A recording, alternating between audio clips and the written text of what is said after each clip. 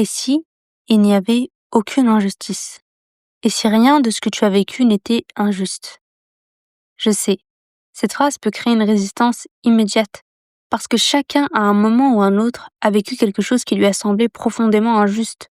Une situation qui marque, qui choque, qui laisse une trace. Et à cet instant précis, quand tu entends ces mots, il y a peut-être déjà un souvenir qui remonte, un événement, une douleur, quelque chose que tu n'as jamais vraiment compris. Alors non, ce que je vais dire ici n'est pas confortable, et ce n'est pas censé l'être, parce qu'on ne parle pas de minimiser ce que tu as vécu, ni de nier la souffrance, ni de faire comme si tout allait bien. On parle de regarder les choses autrement, beaucoup plus profondément. Parce que tant que tu crois qu'il y a une injustice, tu restes lié à cet événement. Tu restes attaché à ce qui t'est arrivé. Et sans t'en rendre compte, ce n'est plus toi qui vis ta vie, c'est ce que tu as vécu qui continue de vivre à travers toi. Et peut-être que la vraie question n'est pas pourquoi est-ce que ça m'est arrivé, mais plutôt qu'est-ce que cette expérience est venue transformer en moi? Qu'est-ce qu'elle est venue m'enseigner? Et si certaines choses devaient te briser? Non pas pour te détruire, mais pour te transformer intérieurement, pour t'obliger à changer, pour t'obliger à voir autrement. Parce que tant que rien ne fait mal, on ne se questionne pas, on ne bouge pas, on ne se transforme pas. Et c'est exactement là que cette idée dérangeante commence à prendre sens. Peut-être que ce que tu as vécu n'était pas là pour te punir, mais pour te réveiller. Pas pour définir ta vie, mais pour t'obliger à reprendre ta place. Et si au lieu de parler d'injustice, on parlait de passage, de transformation? C'est à partir de là qu'on va réfléchir ensemble, pas pour justifier quoi que ce soit, mais pour comprendre. Et surtout, pour reprendre ta responsabilité là où tu l'as peut-être laissée. Quand on parle d'injustice, on parle rarement d'un simple fait. On parle d'une douleur, d'un choc, d'un moment où quelque chose s'est brisé à l'intérieur de nous. Parce que l'injustice, ce n'est pas seulement ce qui arrive, c'est surtout ce que ça provoque en nous. Ce sentiment que la vie nous a pris quelque chose, qu'elle a dépassé une limite, qu'elle nous a touchés là où elle n'aurait jamais dû. Et très souvent, quand on dit c'est injuste, ce qu'on veut vraiment dire, c'est je ne comprends pas pourquoi moi, je ne comprends pas pourquoi ça, ou bien alors je ne comprends pas pourquoi maintenant. Le mot injustice devient alors une réponse toute faite, une façon de mettre un couvercle sur quelque chose de trop douloureux pour être regardé en face. Parce que sur le moment, quand on vit un choc, une perte, un traumatisme, une trahison, une violence émotionnelle ou même physique, on ne cherche pas un sens, on cherche juste à survivre. Mais ce qui se passe ensuite est déterminant.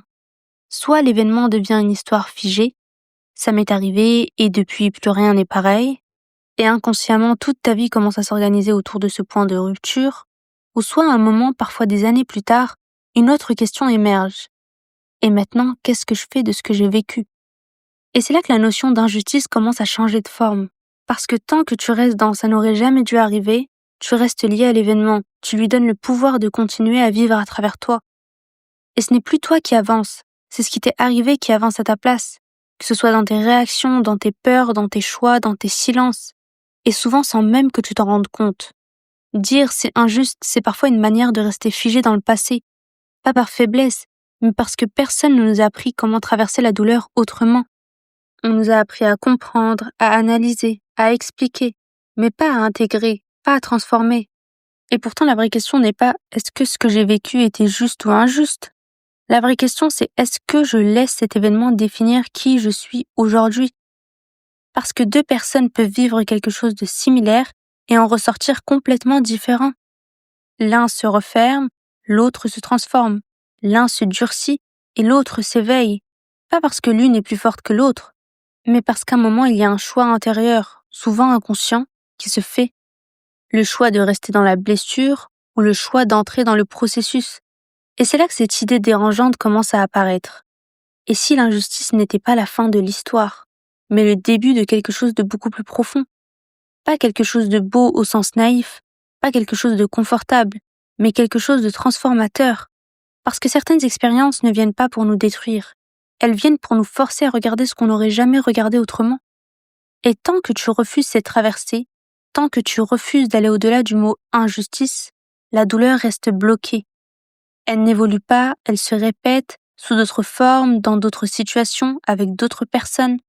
Et c'est pour ça que ce thème est si sensible, parce qu'il touche à l'endroit exact où on n'a pas choisi ce qui s'est passé, mais où on choisit, consciemment ou non, ce qu'on en fait. Et c'est précisément là que tout commence à basculer. il y a un moment précis où quelque chose bascule. Pas forcément au moment où l'événement arrive, mais après. Parce que ce qui marque le plus une vie, ce n'est pas toujours ce qui arrive. C'est ce que cet événement devient à l'intérieur de toi. Au départ, il y a un choc, quelque chose que tu ne comprends pas, quelque chose qui fait mal, qui te dépasse. Mais le vrai tournant se situe ailleurs. Il se situe dans le moment où l'événement commence à définir qui tu es. Quand sans t'en rendre compte, tu passes de « il m'est arrivé quelque chose » à « je suis ce à quoi il m'est arrivé quelque chose ». Et à partir de là, ce n'est plus toi qui vis la vie, c'est l'événement qui vit à travers toi. Parce qu'il va influencer ta manière de penser, d'aimer, de faire confiance, de te projeter, et même ta manière de te voir toi-même. Et le plus souvent, c'est que ça se fait en silence, sans que tu t'en rendes compte. Tu crois que tu avances, tu crois que tu as passé à autre chose, mais en réalité, tu adaptes toute ta vie pour ne plus jamais revivre cette douleur. Tu fais des choix à partir de la peur, tu te protèges, tu te renfermes, tu contrôles, tu évites. Et ce n'est pas une faiblesse, c'est un mécanisme de survie. Mais il y a un prix à payer. Parce qu'à force de ne pas vouloir ressentir à nouveau, tu ne vis plus vraiment. Tu existes dans une version réduite de toi-même. Et c'est là que quelque chose devient très clair. Tant que tu refuses de traverser la douleur, c'est elle qui dirigera ta vie. Pas de manière visible, mais de manière cachée, souterraine, en continu. Tu crois que tu choisis librement, alors que tu choisis pour ne pas souffrir. Tu crois que tu es rationnel, alors que tu es conditionné. Et ce n'est pas un reproche, c'est un constat. Parce que personne ne nous apprend à faire face à la douleur. On nous apprend à la fuir, à la minimiser, à la recouvrir, à faire comme si. Mais la douleur qu'on ne traverse pas ne disparaît jamais. Elle se transforme, elle se déplace et elle s'exprime autrement. Elle devient des schémas répétitifs, des blocages, des peurs inexpliquées, des relations compliquées et une sensation de plafonner sans comprendre pourquoi. Et c'est là que beaucoup de gens commencent à parler d'injustice, parce que ça te donne l'impression que la vie s'acharne, que certaines personnes n'ont pas de chance, que les mêmes épreuves reviennent encore et encore. Mais si tu regardes profondément, ce n'est pas l'événement qui se répète, c'est la leçon qui n'a pas encore été intégrée. Pas parce que tu es incapable, pas parce que tu fais mal les choses, mais parce que tu n'as pas encore osé aller là où ça fait mal. Et c'est exactement pour ça que rien ne change tant que tu refuses de traverser la douleur. Parce que tant que tu la contournes, elle reste active. Traverser la douleur, ce n'est pas la revivre sans fin. Ce n'est pas s'y noyer. Ce n'est pas s'identifier à elle. C'est l'accueillir consciemment, la regarder en face, comprendre ce qu'elle a déclenché en toi et surtout reprendre ta place. Parce qu'à partir du moment où tu traverses vraiment l'événement, alors il perd son pouvoir. Il devient une expérience, pas une identité. Et c'est là que quelque chose commence à se libérer. Pas tout d'un coup, pas magiquement, mais profondément. Si on prend un instant de recul, quelque chose devient évident. Le monde ne fonctionne pas au hasard. Les saisons s'enchaînent avec une précision parfaite, les planètes suivent leur trajectoire sans jamais dévier, la vie naît, meurt, se transforme encore et encore selon des lois immuables. Rien n'est laissé au chaos, rien n'est désorganisé. Il existe une intelligence qui orchestre tout cela, une intelligence infiniment plus vaste que notre compréhension humaine. Et cette même intelligence qui régit l'univers, régit aussi nos vies. Le problème, c'est que nous observons la réalité depuis un point de vue extrêmement limité, depuis l'ego, depuis la douleur ressentie sur le moment. Alors forcément, ce qui nous touche personnellement nous paraît injuste, cruel et dénué de sens. Mais ce n'est pas la réalité qui est injuste, c'est notre regard qui est fragmenté. Quand un événement survient, on le juge uniquement à travers ce qu'il nous fait ressentir, sans voir ce qu'il est en train de réorganiser en profondeur, sans voir ce qu'il vient casser, ce qu'il empêche et ce qu'il prépare. Mais à l'échelle de l'univers, il n'y a pas de notion de punition ou de récompense. Il n'y a que des mouvements d'équilibrage, des réajustements, des cycles. Et ce qui nous semble être une injustice personnelle peut en réalité être une correction nécessaire dans un système plus vaste. Et c'est exactement pareil à l'échelle individuelle.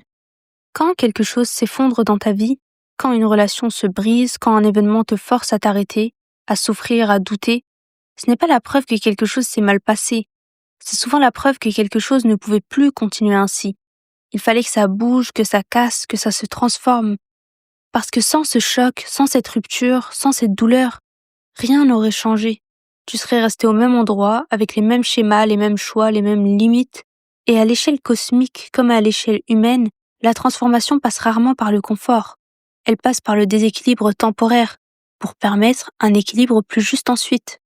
Et tant qu'on regarde la situation uniquement depuis notre blessure, on passe à côté de cette vérité-là.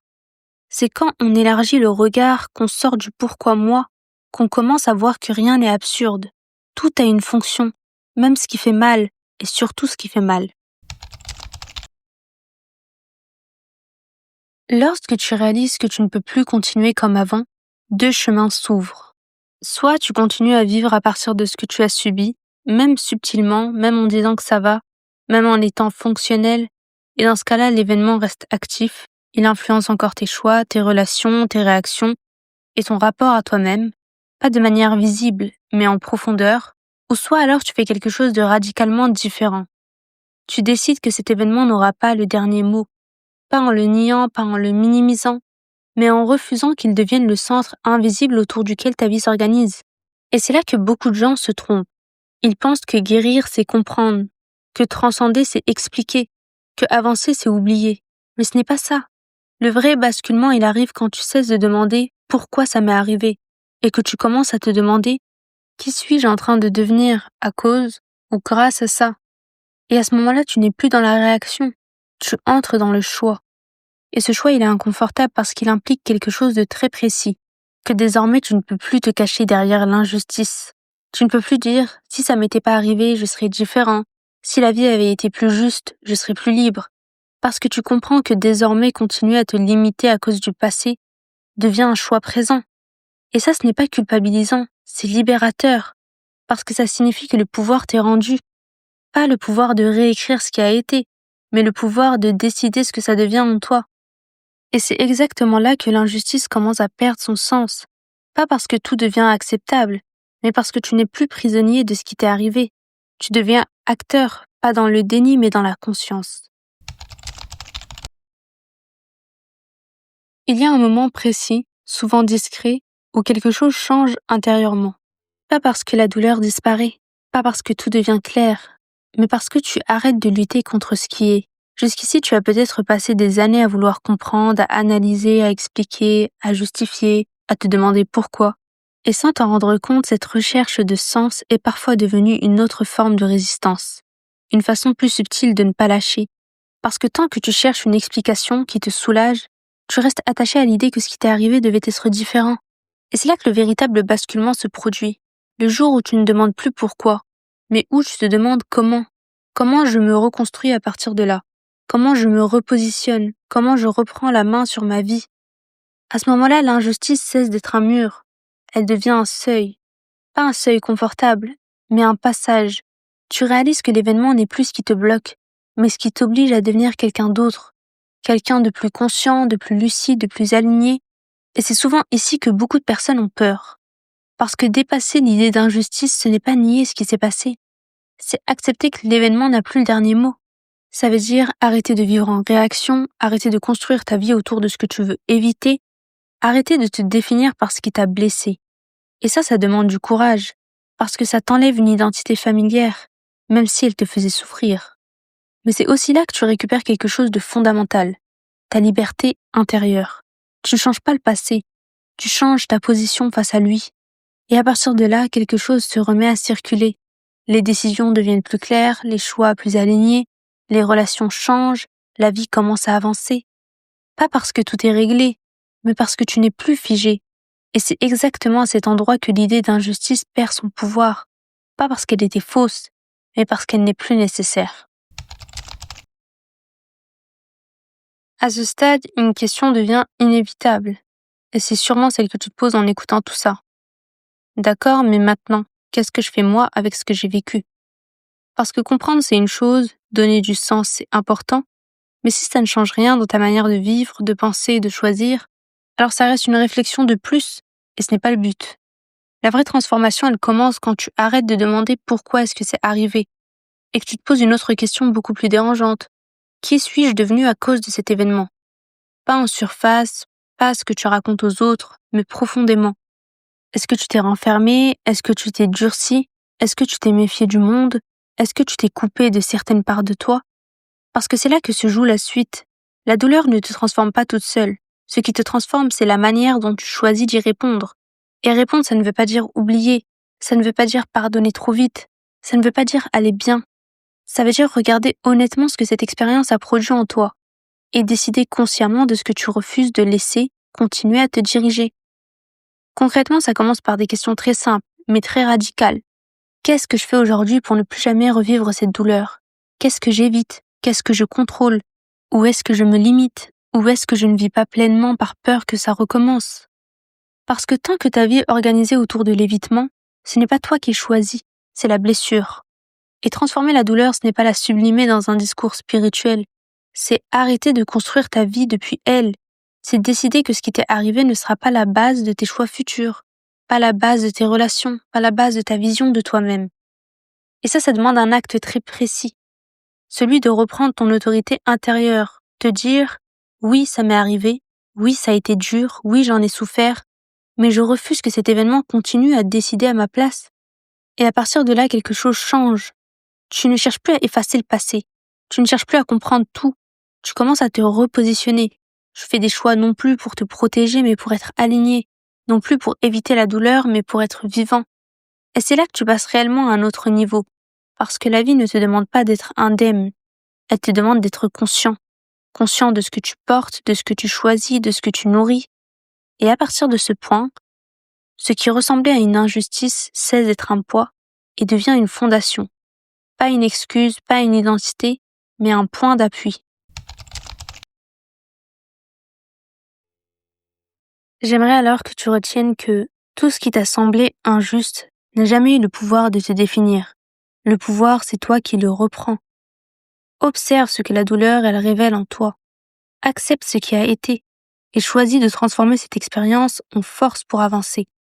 Traverser la douleur, c'est se libérer et c'est là que commence la vraie liberté.